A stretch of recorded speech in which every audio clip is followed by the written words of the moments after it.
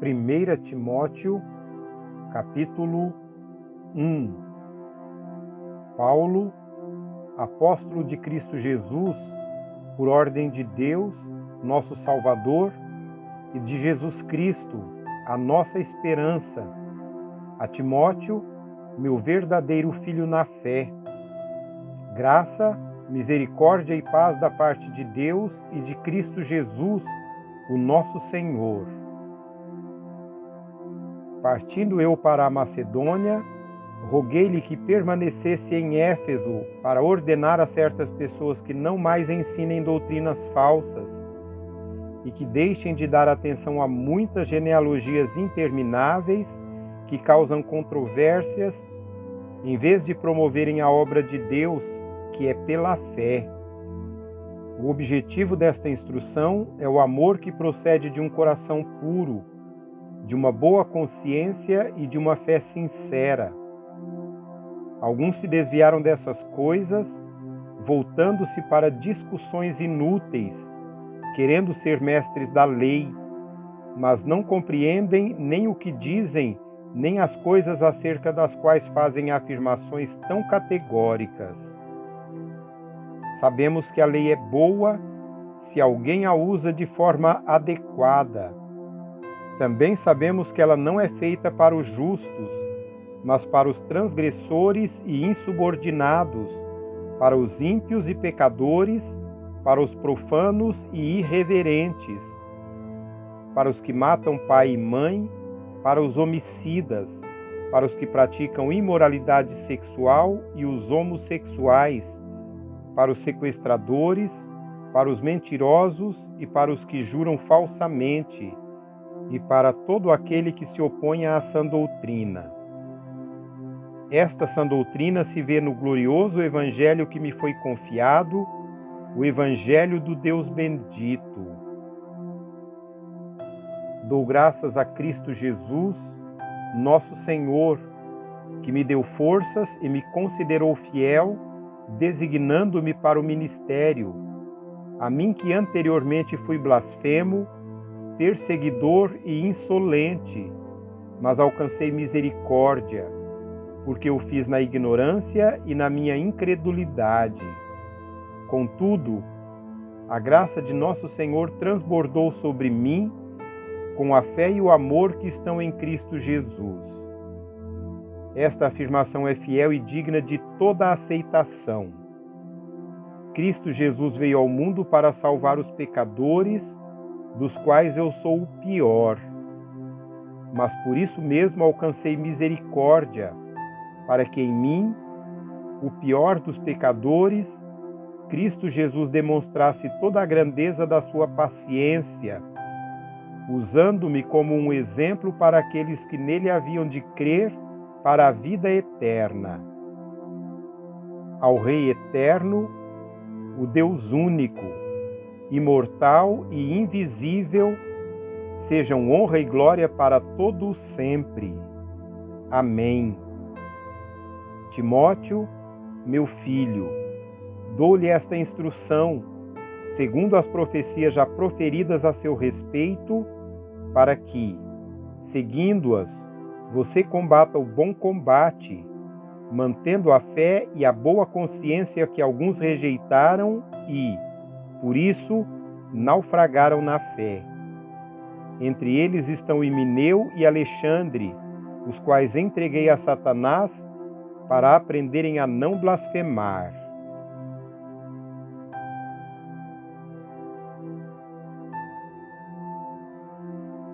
Capítulo 2. Antes de tudo, recomendo que se façam súplicas, orações, intercessões e ações de graças por todos os homens, pelos reis e por todos os que exercem autoridade, para que tenhamos uma vida tranquila e pacífica, com toda a piedade e dignidade. Isso é bom e agradável perante Deus, nosso Salvador, que deseja que todos os homens sejam salvos e cheguem ao conhecimento da verdade. Pois há um só Deus e um só mediador entre Deus e os homens, o homem Jesus Cristo, o qual se entregou a si mesmo como resgate por todos. Esse foi o testemunho dado em seu próprio tempo. Para isso fui designado pregador e apóstolo. Digo-lhes a verdade, não minto. Mestre da verdadeira fé aos gentios. Quero, pois, que os homens orem em todo lugar, levantando mãos santas, sem ira e sem discussões. Da mesma forma, quero que as mulheres se vistam modestamente, com decência e discrição, não se adornando com tranças e com ouro, nem com pérolas ou com roupas caras, mas com boas obras, como convém a mulheres que declaram adorar a Deus. A mulher deve aprender em silêncio, com toda a sujeição. Não permito que a mulher ensine, nem que tenha autoridade sobre o homem. Esteja, porém, em silêncio, porque primeiro foi formado Adão e depois Eva. E Adão não foi enganado, mas sim a mulher que, tendo sido enganada, tornou-se transgressora. Entretanto, a mulher será salva dando à luz filhos, se elas permanecerem na fé, no amor e na santidade, com bom senso.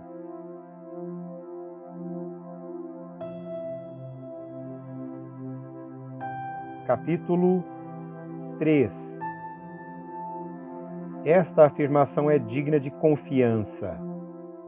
Se alguém deseja ser bispo, deseja uma nobre função. É necessário, pois, que o bispo seja irrepreensível, marido de uma só mulher, moderado, sensato, respeitável, hospitaleiro e apto para ensinar. Não deve ser apegado ao vinho, nem violento, mas sim amável, pacífico e não apegado ao dinheiro. Ele deve governar bem sua própria família, tendo os filhos sujeitos a ele, com toda a dignidade. Pois, se alguém não sabe governar sua própria família, como poderá cuidar da Igreja de Deus? Não pode ser recém-convertido, para que não se ensoberbeça e caia na mesma condenação que caiu o diabo. Também deve ter boa reputação perante os de fora, para que não caia em descrédito nem na cilada do diabo. Os diáconos igualmente devem ser dignos, homens de palavra, não amigos de muito vinho, nem de lucros desonestos. Devem apegar-se ao mistério da fé com a consciência limpa. Devem ser primeiramente experimentados. Depois, se não houver nada contra eles, que atuem como diáconos. As mulheres igualmente sejam dignas, não caluniadoras, mas sóbrias e confiáveis em tudo. O diácono deve ser marido de uma só mulher e governar bem seus filhos e sua própria casa. Os que servirem bem alcançarão uma excelente posição e grande determinação na fé em Cristo Jesus. Escrevo-lhes estas coisas, embora espero ir vê-lo em breve, mas, se eu demorar, saiba como as pessoas devem comportar-se na casa de Deus, que é a igreja do Deus vivo, coluna e firmeza da verdade. Não há dúvida de que é grande o mistério da piedade. Deus foi manifesto em corpo, justificado no Espírito, visto pelos anjos, pregado entre as nações, crido no mundo, recebido na glória.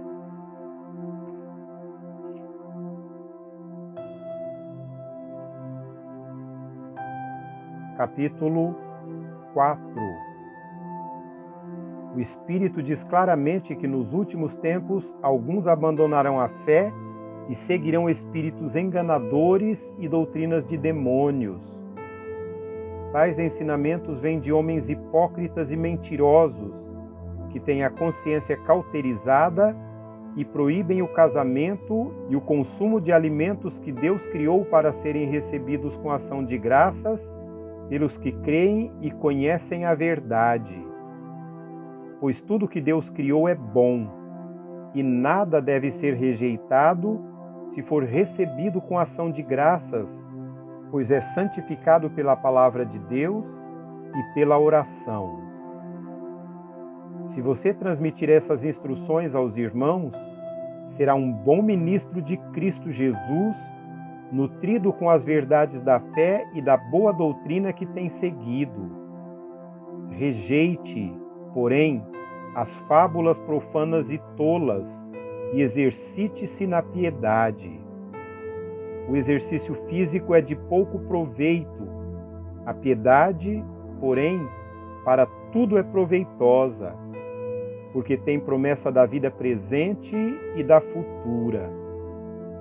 Esta é uma afirmação digna de plena aceitação. Se trabalhamos e lutamos, é porque temos colocado a nossa esperança no Deus vivo, o Salvador de todos os homens, especialmente dos que creem. Ordene e ensine estas coisas.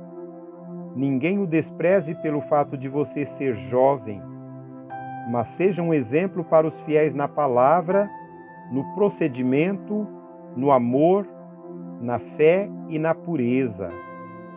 Até a minha chegada, dedique-se à leitura pública da Escritura, à exortação e ao ensino. Não negligencie o dom que lhe foi dado por mensagem profética, com imposição de mãos dos presbíteros. Seja diligente nessas coisas. Dedique-se inteiramente a elas, para que todos vejam o seu progresso. Atente bem para a sua própria vida e para a doutrina, perseverando nesses deveres, pois, agindo assim, você salvará tanto a si mesmo quanto aos que o ouvem.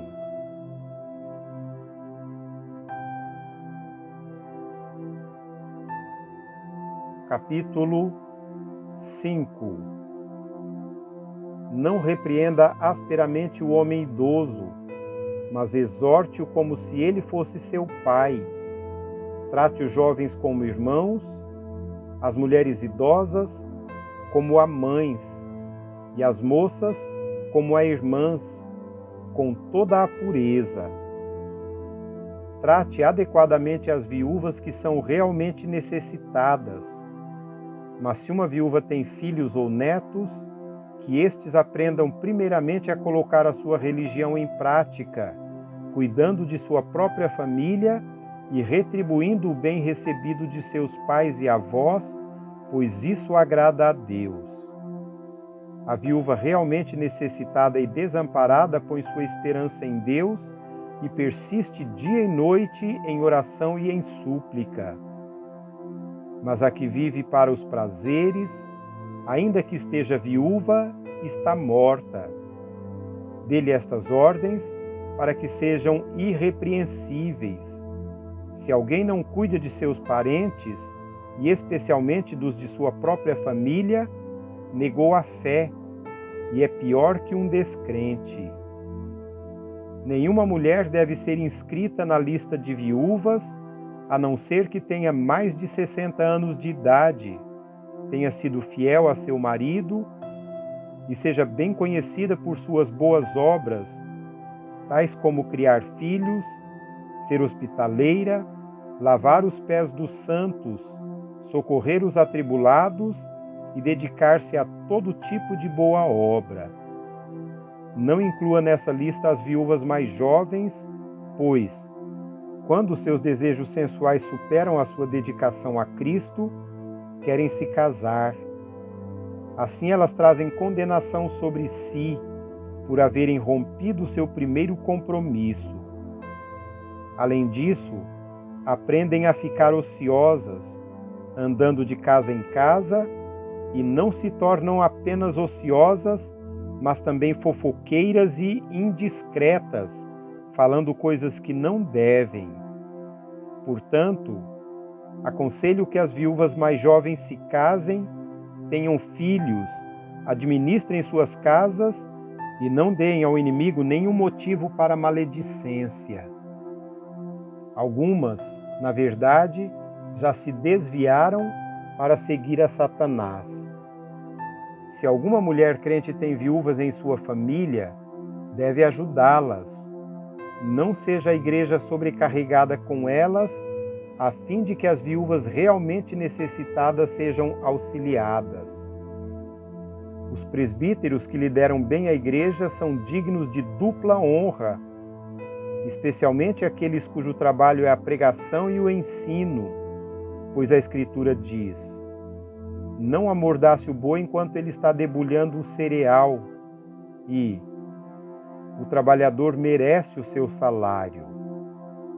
Não aceite acusação contra um presbítero, se não for apoiada por 2 ou 3 testemunhas. Os que pecarem deverão ser repreendidos em público, para que os demais também temam. Eu o exorto solenemente, diante de Deus, de Cristo Jesus e dos anjos eleitos, a que procure observar essas instruções sem parcialidade e não faça nada por favoritismo. Não se precipite em impor as mãos sobre ninguém e não participe dos pecados dos outros. Conserve-se puro. Não continue a beber somente água, tome também um pouco de vinho, por causa do seu estômago e das suas frequentes enfermidades. Os pecados de alguns são evidentes, mesmo antes de serem submetidos a julgamento, ao passo que os pecados de outros se manifestam posteriormente. Da mesma forma, as boas obras são evidentes e as que não o são não podem permanecer ocultas.